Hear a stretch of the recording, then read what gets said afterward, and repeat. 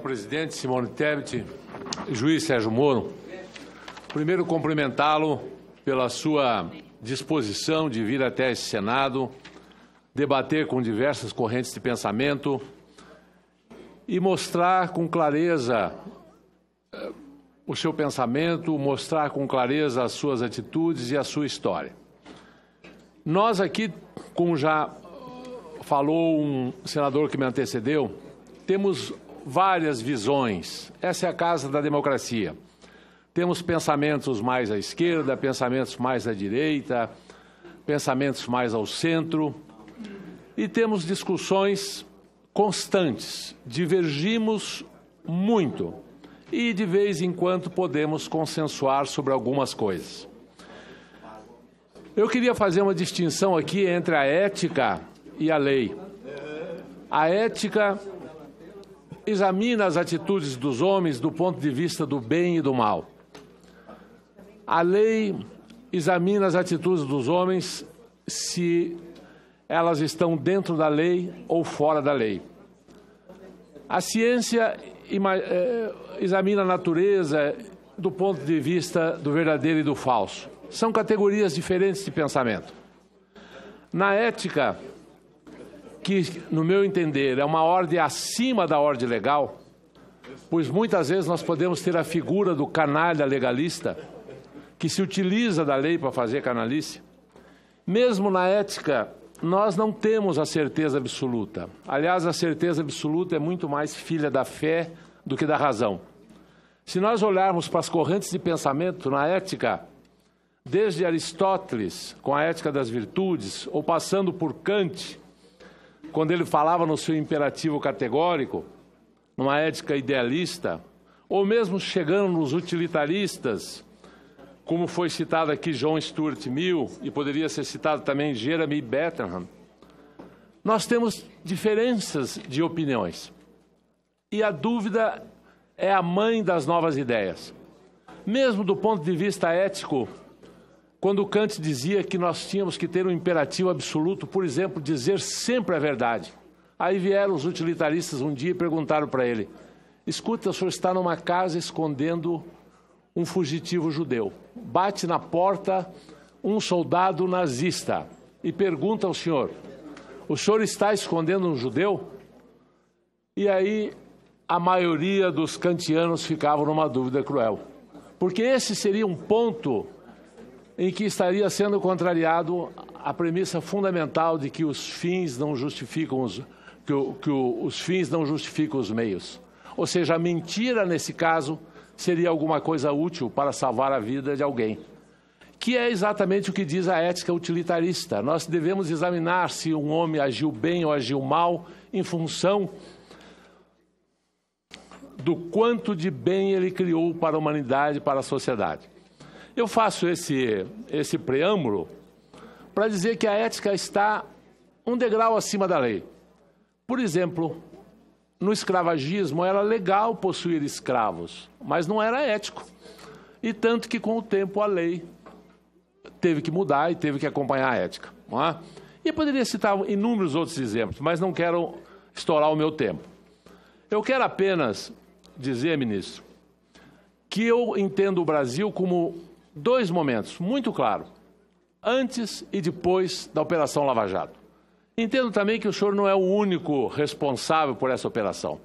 O próprio amadurecimento do nosso povo, a nossa incapacidade de continuar vivendo sobre um regime patrimonialista, uma cumplicidade entre empresários corruptos e políticos igualmente corruptos, sejam corruptos porque querem dinheiro ou porque têm um projeto de poder, levar à Operação Lava Jato. Ela é fruto da história do Brasil. Ela é maior do que qualquer pessoa realmente. Eu quero apenas, ministro, dirigir uma pergunta objetiva ao senhor. No meio de tantas dúvidas que nos assaltam nessa casa quando nós discutimos, no meio das dúvidas todas que assaltam os grandes pensadores, os grandes juristas, eu vou colocar uma muito simples aqui.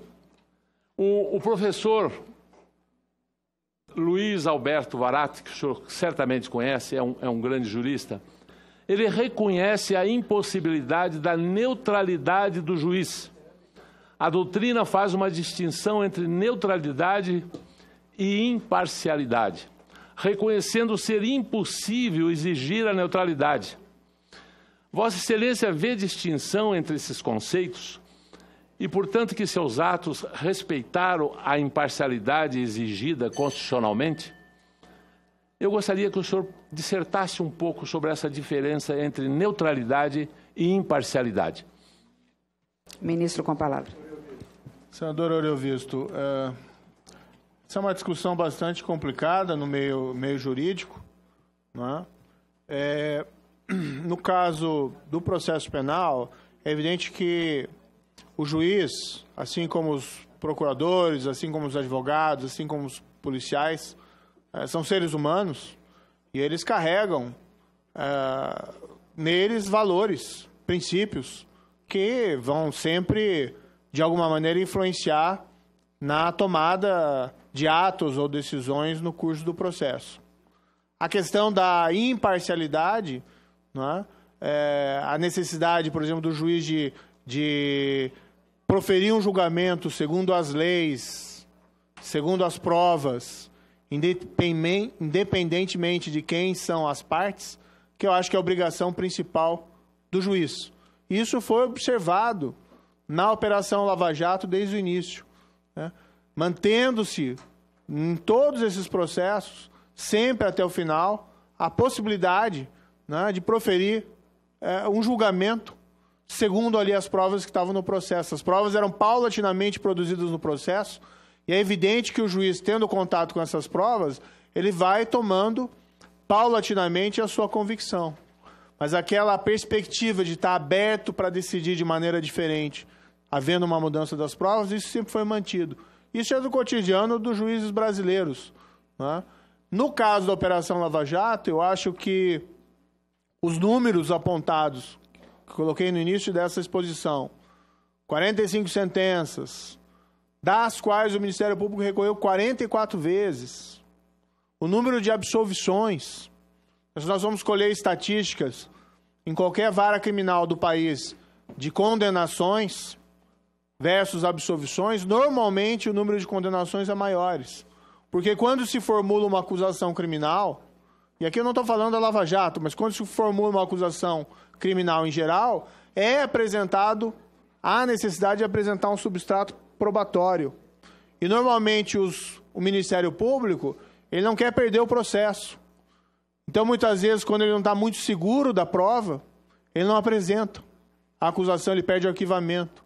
Então, normalmente, ele apresenta essas acusações quando ele já tem uma convicção de que provavelmente ele vai conseguir a condenação. Além do que, ele também tem embora seja parte do Ministério Público, ele tem uma vinculação maior, né? Ele não está lá para perseguir ninguém, ele está ali para, vamos dizer, agir como um advogado da vítima, da sociedade. Então, também ele normalmente não apresenta, né, acusações precárias. Claro que existem exceções, e mesmo o Ministério Público pode apresentar acusações e, ao final, requerer absolvição, por entender que as provas que foram produzidas não sustentam a hipótese acusatória inicial. Mas a regra é que, normalmente, em qualquer vara criminal, o número de condenações é usualmente superior ao número de absolvições. E aqui nós temos, como eu destaquei no início da minha exposição, um número substancial de absolvições. Um número, mesmo se nós formos examinar as condenações, teve muitas absolvições parciais. A pessoa acusada por corrupção, lavagem, às vezes absolvida de um dos crimes, condenado só pelo outro.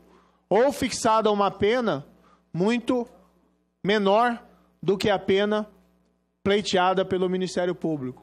Então, as estatísticas relacionadas à Lava Jato não mentem no sentido de que não havia qualquer espécie de combinação, conluio ou convergência entre Ministério Público e juízes, magistrados, eu inclusive. Sei que não foi isso que Vossa Excelência afirmou, só estou, né, esclarecendo, aproveitando a sua indagação. Ministro, eu estou plenamente satisfeito e plenamente convencido da sua imparcialidade.